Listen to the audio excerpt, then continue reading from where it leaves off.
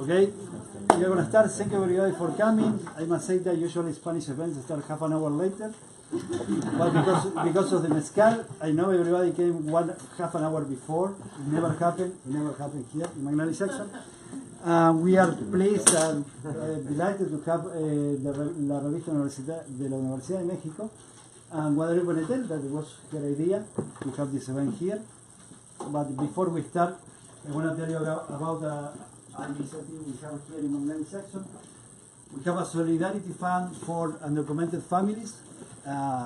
Basically, we ask the public here in the store, they come to events, we ask the organizers to donate $100, and once a month we donate $500, $1,000 to a family or to two families or to DACA students. We are doing this since March from last year. And we are doing this because it doesn't matter anything we do here in literature, it doesn't matter the Revista, it doesn't matter poetry in Spanish. If the people that buy those books, that they make possible for me to have a shop here for 14 years. For 14 years we have been doing events in Spanish here in the store. If these people we are reading the poems or we are singing here, and in Queens, 15 blocks from here, people are being deported. Most of them, they are Mexican, so this is very important also for the Mexican people here. And thanks to them, we have a Spanish section here, we have a Spanish translation industry, we have Spanish publishers in the United States. It's not because Spanish is a very important language, it is not. At least literally speaking, probably there are better languages than Spanish, but because all these people, that they, Polish, for example, they have been coming through the borders, and there is no legal immigration. They were all undocumented. I was undocumented for years. Last week, we could get $600, $700 for a kid, a Mexican kid that his father has been here 15, 16 years here in the city, has 3, 4 kids. He was deported, and the kid is a DACA student and a student in a college here. So we are always asking for your support, but this time we have a reward also for your support. We are selling the magazine only $10. It's a very special price, and most of the money comes from the Solidarity Fund. Also, everybody that buys a magazine has the option to get a CD with Neruda, Girondo, and also you have the option to drink mezcal if you buy the magazine. So, this is like in the church or the AA meetings, you have your pick, and we ask for your donation. $5, $10 is just a beer, but it really helps a lot of families. The event is, we have a lot of things. We have the reading of the poems, reading of the editorial of the magazine, we have music, and we have reading from Nick and from Guadalupe Nettel. So, I'm gonna sing again to Guadalupe Nettel. She's gonna read in Spanish, and Nick Flynn is gonna read in English, and then Jorge Comensal, that is over here, is gonna introduce all the poets, and we have a special treat that is some dreamers that they have been in a workshop with Álvaro Enrique in Penn. They're gonna read their works. So please join me to welcome Guadalupe and Nick Flynn.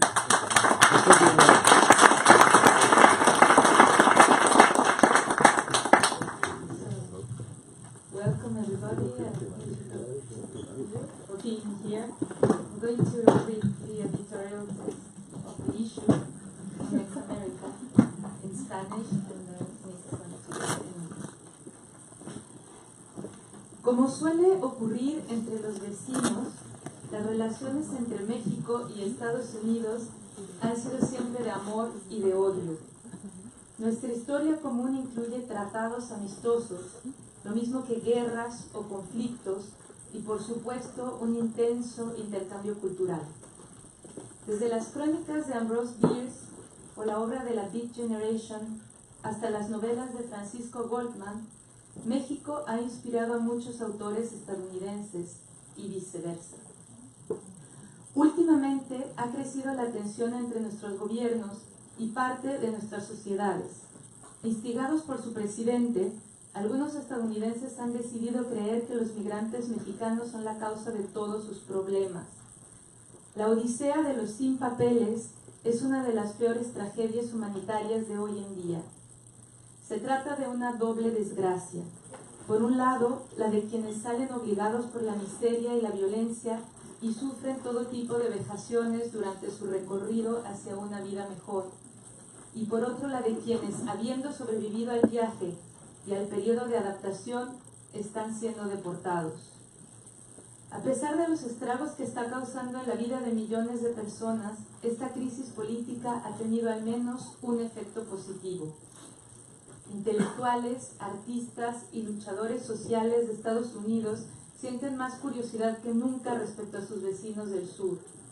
Muchos de ellos han manifestado su solidaridad con nosotros, se puede ver aquí, y la han convertido en una forma de resistencia. Desde el inicio de este conflicto, la UNAM ha fungido como un espacio de reflexión y entendimiento. Hemos organizado coloquios para pensar en el muro como símbolo y como barrera física, en la búsqueda de respeto y dignidad y en las formas de resistencia que tanto estadounidenses como mexicanos podemos poner en marcha juntos. Estados Unidos y México tenemos mucho en común. Además de 3.000 kilómetros de frontera, compartimos ríos, costas, cañones, desiertos, montañas, especies de animales y de plantas. Muchos de los pueblos originarios de Norteamérica vieron truncado su territorio por esa frontera.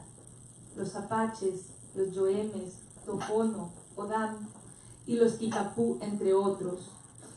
También es similar la manera en que ambos países marginan e ignoran la existencia de estos pueblos ancestrales y sus derechos. El título que hemos elegido para este número no nos convence del todo.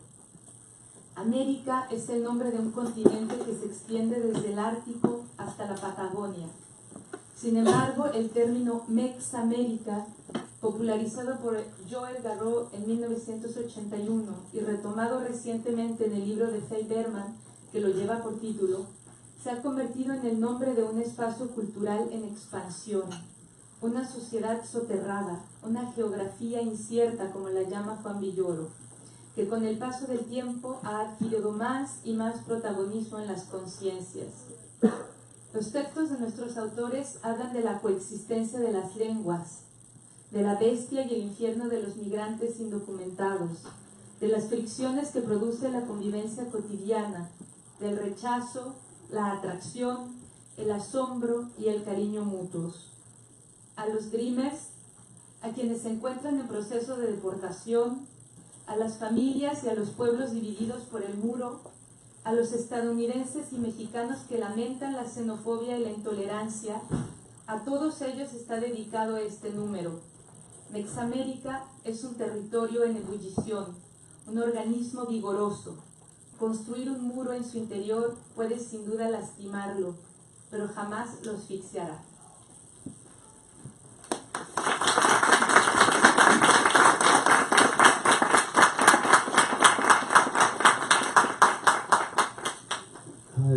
Excuse me. Thank you. Now I'm going to read the same thing in English, the translation of it. This is the editorial written by Guadalupe Nettel for this edition of the magazine, which is here. As often happens with neighbors, Mexico and the United States have long had a love-hate relationship. Our shared history includes cordial treaties as well as wars and conflicts, not to mention an intense cultural exchange over the years. From the short stories of Ambrose Bierce and the works of the Beat Generation to the novels of Francisco Goldman, Mexico has inspired many U.S. authors and vice versa. With the recent escalation of tensions between our respective governments and some sections of our populations, some U.S. citizens appear to believe that Mexicans are the cause of all their woes. The odyssey of undocumented migrants is one of the worst humanitarian tragedies of modern times. Their troubles are twofold. Uprooted by poverty and violence, migrants are preyed upon as they make their journey northward. And then there are those facing deportation after having survived the journey and adapted to their new country. Despite the ravages affecting the lives of millions of people, this political crisis has at least had one positive effect. Intellectuals, artists, and social activists in the United States are keener than ever to learn more about their southern neighbors. Many have expressed their solidarity with us and have turned this support into a kind of resistance. Since this conflict's intensification, the National University of Mexico has provided a space of reflection and understanding. We have organized colloquiums to consider the wall as a symbol and a physical barrier, to search for respect and dignity, and to discuss how Mexicans and Americans can create ways of resisting together. The U.S. and Mexico have plenty in common. Apart from our 1,800-mile-long border, we also share rivers, coasts, canyons, deserts, mountains, animal and plant species. Many of North America's native peoples, such as the Apaches, the Yome, the Yaquis, the Tohono O'odham, Papagos, and the Kickapoo, have seen their territories curtailed by this frontier. Both countries also have histories of marginalizing and ignoring the existence of these ancestral peoples and their rights. We had doubts about the title we chose for this issue. America is the name of a continent stretching all the way from the Arctic down to Patagonia. However, the term Mexamérica, first popularized by Joel Garreau in 1981 and later resurfacing in the title of Faye Berman's recent book, has become the name of a flourishing cultural space, an underground society, an amorphous geographical area, geografia incerta, as Juan Villojo described it in Spanish, about which people have become increasingly aware. The text in this issue addressed the coexistence of languages, La Bestia, and the tribulations facing migrants without papers, daily cultural clashes, as well as mutual rejection, attraction, affection, and admiration. This issue is dedicated to the dreamers, to those currently undergoing deportation, to families and communities divided by the wall, to the U.S. and Mexican citizens who lament xenophobia and intolerance. Mexamérica is a rapidly evolving and thriving space. Building a wall within can surely hurt it, but will never suffocate it.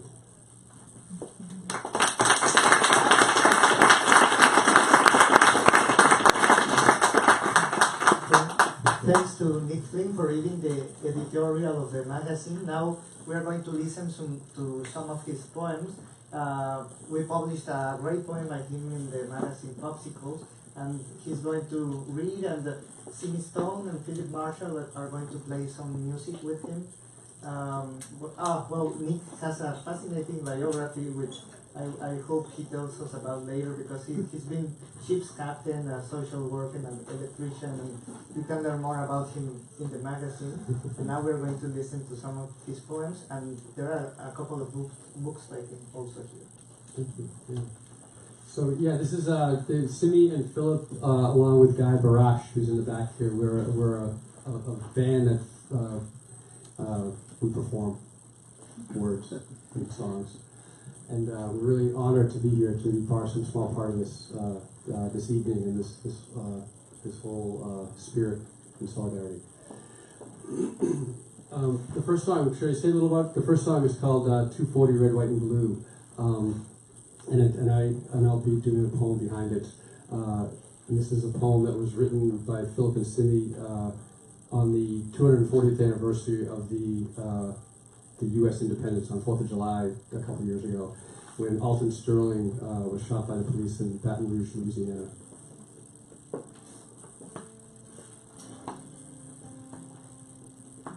Make a living on the corner,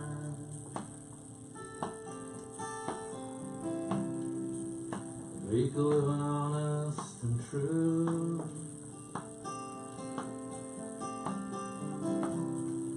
Scratching cards from a roll of quarters, 240 red, white and blue, 240 red, white and blue.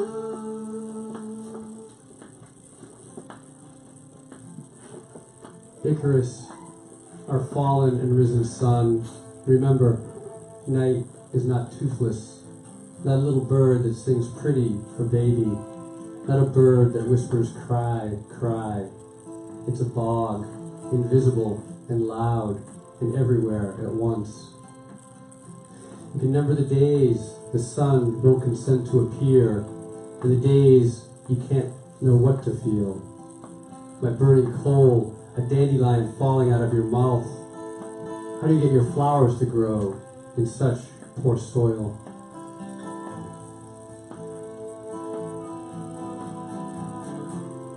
In the parking lot, I swore. I'll pray for me, You raised your hands and asked for more. I'll pray for you. With the gravel in our shoes, I'll pray for you. 240 red, white and blue. 240 red, white and blue. Down below, a man pounds a pole into a field, into a hole already dug, a hole just wide enough to slip a tongue into. What I wanted, I didn't ask for. What I needed, I couldn't take. His eyes now closing, his ear pressed to the earth, forgetting the threat falling from above. Midnight bird song, a ladder unfurling the sky. How many will die before their bodies begin to burn in the night? And how many will you then fit onto the big wheel? If this were the ocean, our boat would be sinking, falling apart like sugar in our tea. But this is nowhere near the ocean.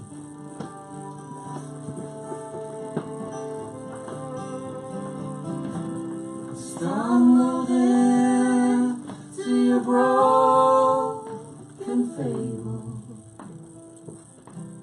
The golden lines are drawn. I stumbled in, but are you able? Love me with those broken arms. Love me with those broken arms. The marks in his body spell something. Now rupture, how rapture. A sentence we'll spend the rest of our lives translating. It's either I am more alive than the absence of light, or I feel that itch, the need to break free. Sometimes you pass a pile of feathers in a field and instinctively look up to the sky. We keep treading water even though the ledge is right there, right at our fingertips.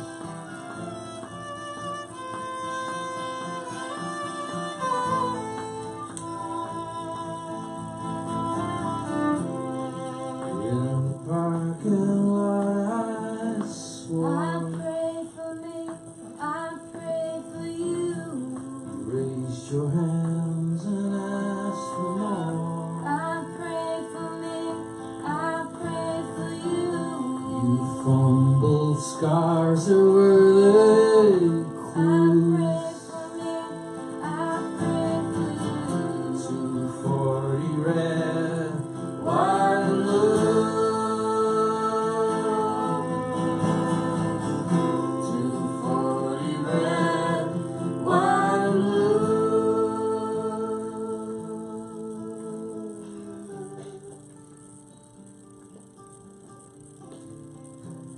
The sun is high, the sky is gray.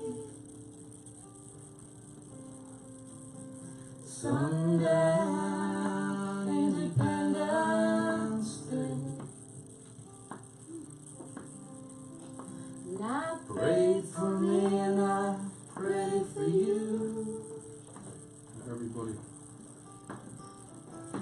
240 red, white and blue.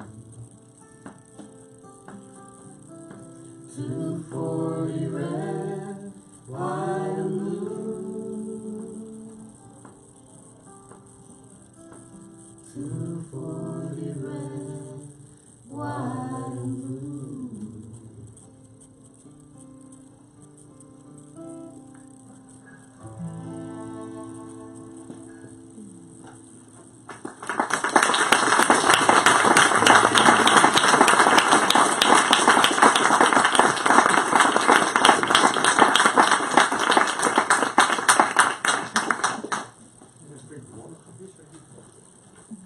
We're going to do 2 more songs and then we'll do the other readers. That's okay. Party trot? Oh my God, we're 2 doing parts? 2 parts or 3 short? You're gonna go away tonight. Think the most depressing band that you've ever heard of in your whole life. Not really that bad.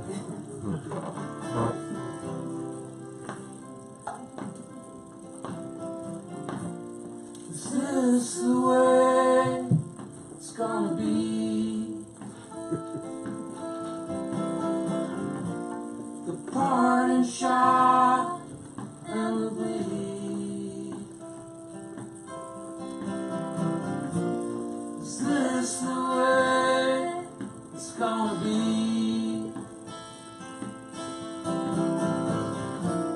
You dance in life's fragility.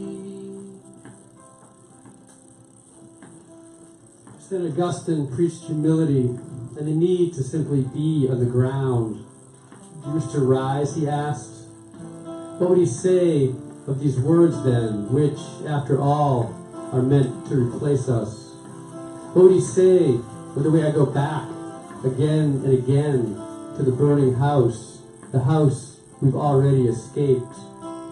These words, so quick, the way they rise up like sparks or smoke. A person could get lost in the sky watching them. A person could lose track of the important things. Spot quiz. What's the opposite of standing before a house on fire, trying to understand the flames and knowing you'll never understand? I want to enter into that moment. My mother strikes her first match, but I'm still asleep upstairs. In the dream, I'm walking through the marsh, because only there, surrounded by water, am I safe. Are your hands the water? Are these words the flame? The reeds are taller than I am. The mud slows everything down.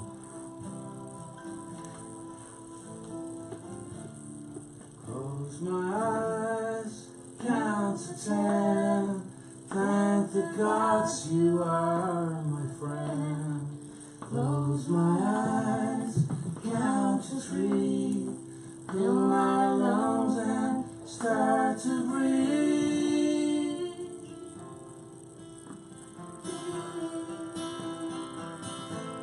Start to breathe.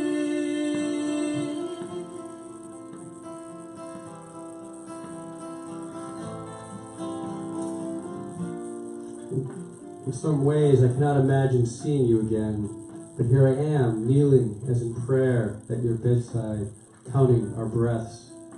What would stop me from taking your hand then and placing it on my chest? Oh Lord, help me be pure, but not yet. Even as I write these words, I am farther from God. Sometimes I just can't find it. If only I could have the faith I hear coming from the radio, the way it always knows I'm listening. One day, these years will be known as the space between silence and enough. I still have trouble being alone in it, which is why the radio is always on. Do you wish to rise, Augustine asks? Begin by descending.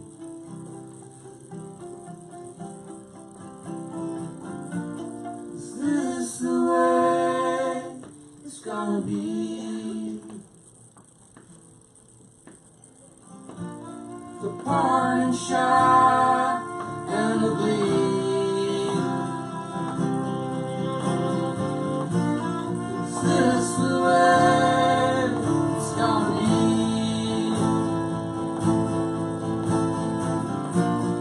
Soldiers laugh, Cersei.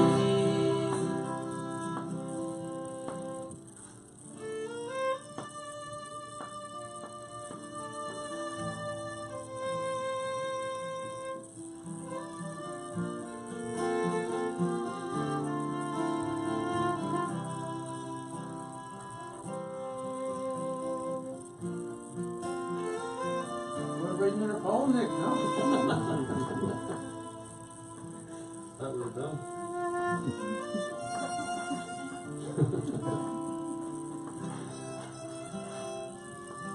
You know how it pretends to have a broken wing to lure predators away from its nest?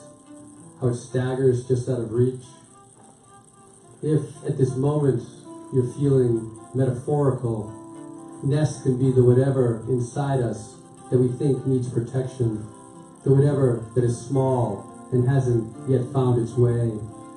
Like us, it has lived so long on scraps, on what others have left behind. It thinks it could live on air, on words, forever almost. It thinks it would be better to let the predator kill it than to turn its back on that child again, forgetting that one lives inside the other.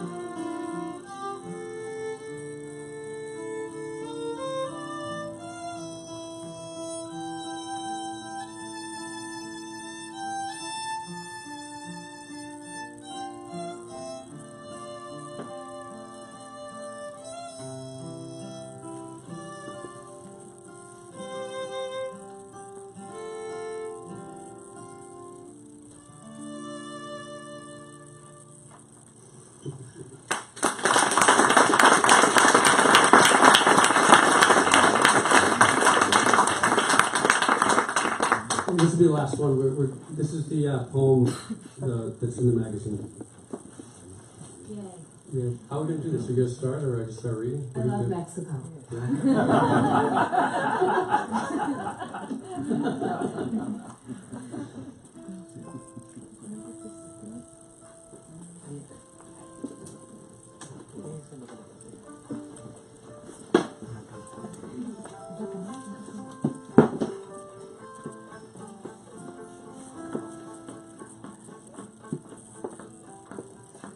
Pineapple and chili popsicles in Okinaga.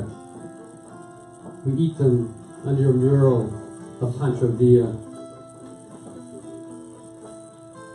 I'm wearing the sunglasses of my dead friend, the only thing I took when I went to see the room he died in. The popsicle's so good, I want another one right away. On our way back, we pass an abandoned shoe store. The windows filled with dead flies, thousands of them now, where the shoe should be. Next to the popsicle place, a store sells piñatas. Anyone can buy a little Trump, his head empty, filled with candy. Concepcion cried when he got elected. Her parents said, "Get ready," said, "When ice knocks, don't let them in." I'll wear my friend's sunglasses until I lose them, imagining what he might have seen if he'd been able to stay. I'll eat the second popsicle under the same mural of Pancho Villa, riding his horse into a whirlpool of light.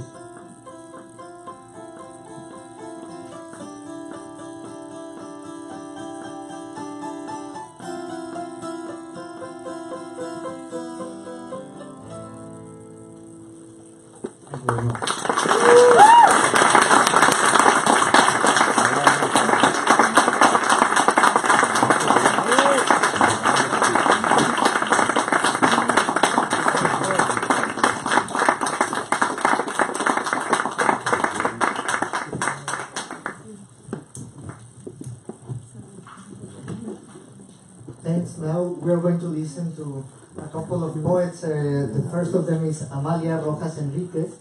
I met her on Wednesday. I'm already a fan of her. She's an excellent playwright, a poet, a visual artist. And in this issue, she published a a text for which we are very grateful, personal essay about her story and called Pero no naciste aquí, but you weren't born here. And she's going to read a couple of poems. She belongs to the literary workshop of Mexamérica's Dreamers, right? Yeah. So let's listen to her. Thank you. Good evening, everyone. I'm going to be reading first off a poem that I wrote exactly 2 years ago when I graduated college, and I'm going to be reading a little bit of the piece that I wrote for La Revista de México. When I walk towards commencement, I will free myself of the words that throughout undergrad haunted me. I will look at my mother and cry my heart out. Mother, forgive me. The same way I did when I saw her after arriving from Mexico. I will tell her the story of the time I was left with no words. I was in the last month of school in high school when I opened myself to a classmate about my status. Her question was innocent, and yet her response struck me like 1,000 knives inside my soul. It was simple. She was clear and straight to the point. If I couldn't afford to go to college because of my legal situation, I could always clean apartments, just like your mom. Just like your mom. Just like your mom. Seriously, just like your mom. Constantly repeating those words to me, constantly repeating themselves to me like a curse. Why had it hurt so much? Did it hurt because I was ashamed of how my mother earned her living, ashamed of how she couldn't spend every little time with me because she had to work all the time? Just like your mom. As I repeat those words out loud, I realize that there is more to this. My mother was robbed of her dreams when she was barely 14. My mother barely got to play with a doll before she was told to go to work. My mother wanted to go to school, but my abuelos couldn't pay her way. So with her pleated skirt and her tucked-in blouse, she stared at those who could. My mother is an actress, a cook, a seamstress, a writer who gave her words to her daughter. She's an entrepreneur, a badass brown woman, a healer, a stand-up comedian. She is hardworking, and above all, she is love. Love for her family to find ways to eat. I'm writing this in an attempt to find a correlation between these words and why I pushed through 6 years of hell for a paper with my fucking name on it. Why I allowed these words to taunt me into thinking I needed this degree. But then I look at my mother, and I see her tears as she thinks of me graduating. I look at her hands rough with traces of hard work. I look at her aging face. Mommy, when the sun was hitting your back as you walked the desert, did you think of what would be of me now? Mommy, when they don't appreciate your effort or your presence, do you remember that without you, I wouldn't have either? The night before commencement, I leaned on her heart so I could hear it beat as she thinks this. Her chinky mestiza eyes light up as the images passes through her mind. If I could give my mother my degree, I would. Except she doesn't need it. And neither do I. To be like her, all I need to do is listen to the words she whispers in my ears, the lessons she teaches me. So yeah, I hope one day I am half of her. I hope one day I am nearly as wise and strong, nearly as funny, nearly close to the warrior she is. I wish one day I was just like my mom.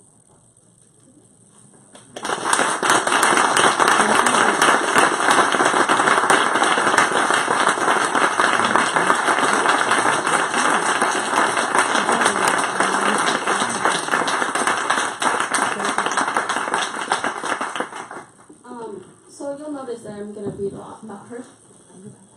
She is one of my greatest muse. This next piece I'm going to read is from La Revista itself, and I highly encourage you to buy it. It's not only full of amazing authors, such as Nettel and Nick Flynn, but it's also, the cause is going to families who are facing deportation, and your help could really help them.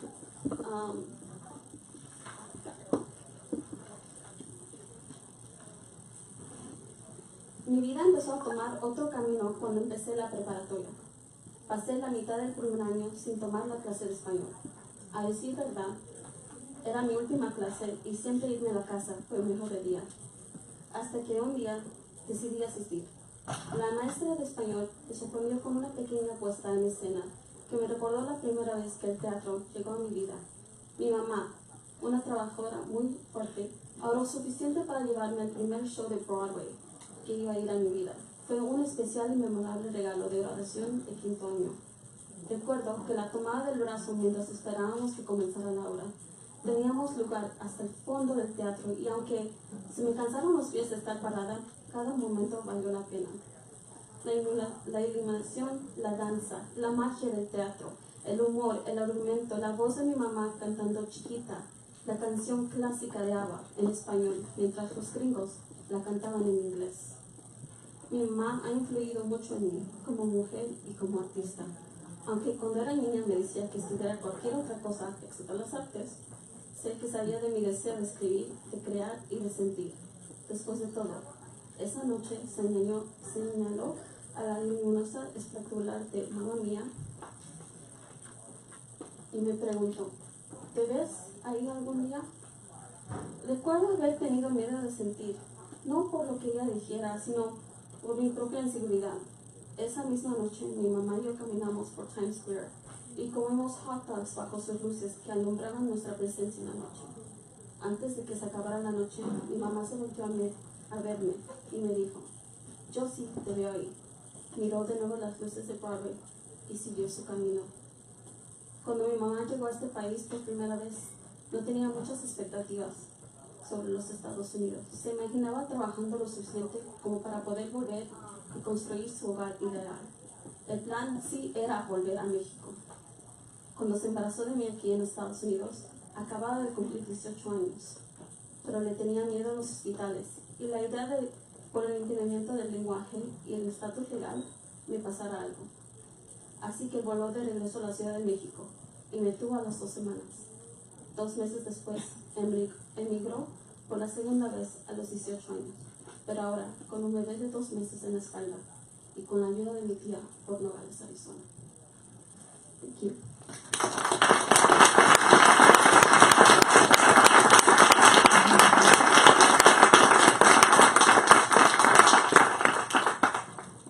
All the text in the magazine what Amalia just read are also translated into English in our website, because we believe that this issue had to be in both languages to throw down those frontiers that language created that makes us feel sometimes extremely self-conscious, as I feel right now, and oh shit, I used the wrong preposition, and I just invented a word and all that. I used to live here in the United States for a while, and I think one of the reasons I wasn't brave enough to want to stay was that I always felt vulnerable because of the use of language. And that made me realize what a privilege it is simply to be able to speak your mother language all the time. So we hope that you can read this issue both in Spanish and in English, and to be able to don't be lost in translation like I feel right now. And now let's listen to Donauta Watson. She's also at the Penn International Dreamers Workshop and then America's Dreamers Workshop, and she's an artist, a poet, interdisciplinary artist from Jamaica. She lives here in New York. She graduated from CUNY John Jay College, and she depends and believes in the art that talks about the divinity of the person and the social commentary and justice. So let's listen to her. Hi everyone. Just want to say I am so happy to be here.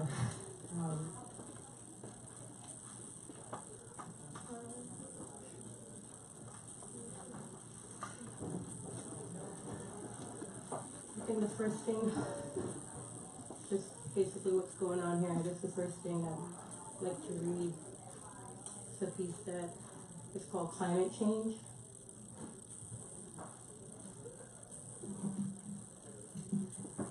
There is trickery in the atmosphere. The things I see, I really do not see. And the things I hear are really not there. Listen to the children, they reveal the times. You see, she be in the nines. Listen to the children, you mighty generation. Wisdom comes from all ends of the earth. I get real nervous, you know, and I ramble a lot. Yet I find in stillness is where the power really lies. I want a model for the UN. So excuse me for being biased. She thinks she's an advocate. He thinks he's a teacher. I think I see talent. I see nothing. I just feel the anger. I hear the pain. And I know the trickery will continue to reign. But this is not new. We've been here before. Basic. We are in familiar territory. Enemy space.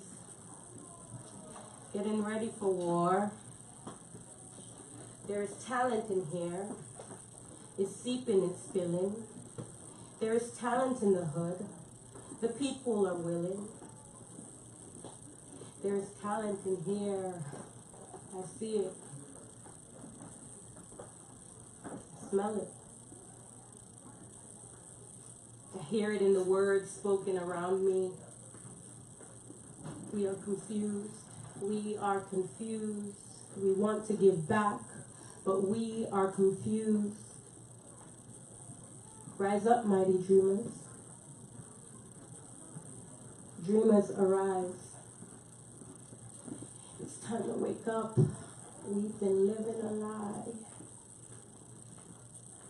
I've been cruel, forgive me. But it's elementary, dear Watson. Sorry to stare, black girl. I don't want to fight. There are these times of year when I travel to other worlds and other places outside of here. I'm an alien, illegal to this place. I'm sorry for the tears. I'm sensitive to words.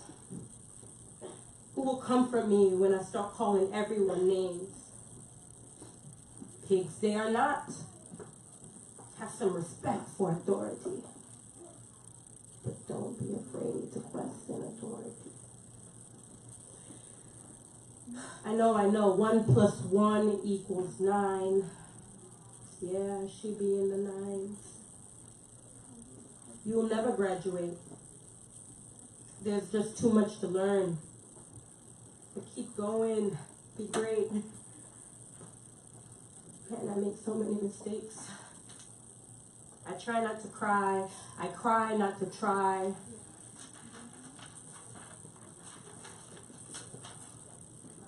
There's trickery in the atmosphere. It's nothing new though.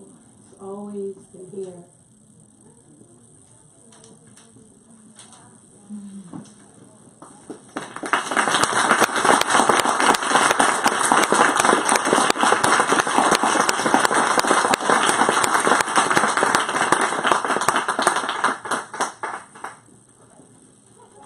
I definitely want to read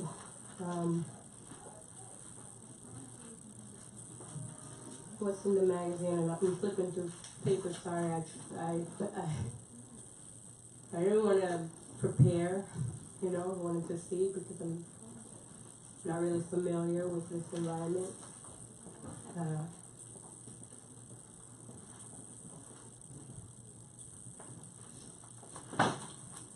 And the 2 poems that are in there are, first one is called Prayers of an Immigrant Worker, and it stems from just working while undocumented.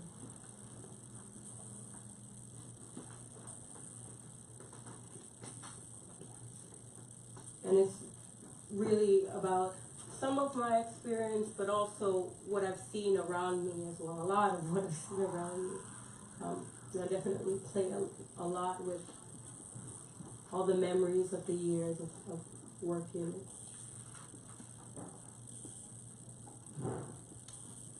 Hear me, see me, you in me, let you be seen. Let me never make a mistake. Let me never fail, fall, fake, or fight. Fix. What part of my order did you not understand? Are you slow or something? Yes, actually I kind of am. Let my writing be tangible, let me overstand, seeking to see beyond the glittering gold. Let me remember that very tall order, 3 apple pies, a la mode. Red wine for that lovely lady on table 9. Let me be nice. Help me to keep this smile. You know, if you think too goddamn much, just forget the pie. Hey, you stand still. Eyes squinting, flames from the candles flickering. What does that shirt say? Prettiest woman in the world. I've seen prettier. Let me be kind. Let me be patient and wise. Miss hot water with lemon. I've asked you 3 times. Dirty woman.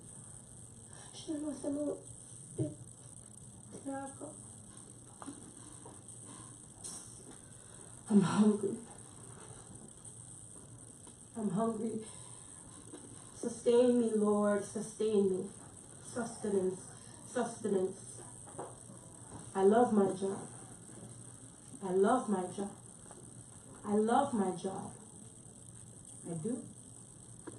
I do. Work, you are my beloved. And then this is like a sister poem to that poem.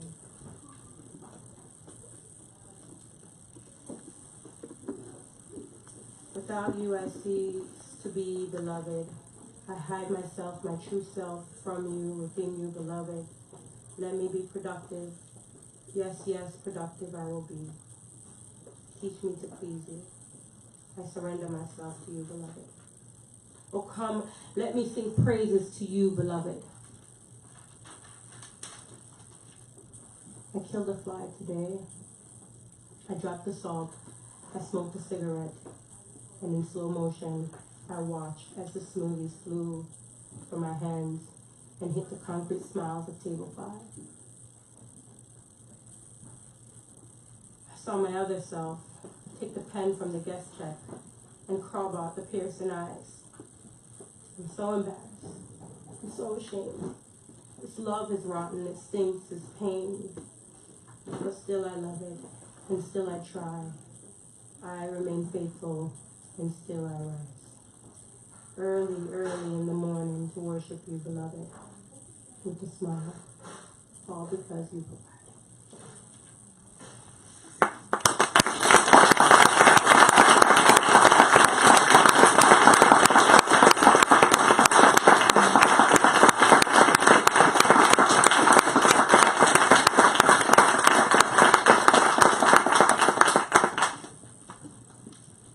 Well, thank you very much to Donauta and Amalia for this reading, and to Nick, Simi, and Philip for the music and the poems, and for you, all of you, for being here. And now let's share some mezcal. Let's take the magazine with you, and let's keep talking tonight. And thank you very much.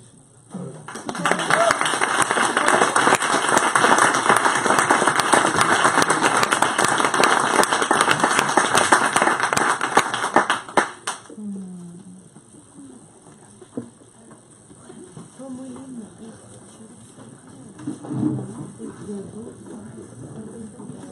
acá ahorita no.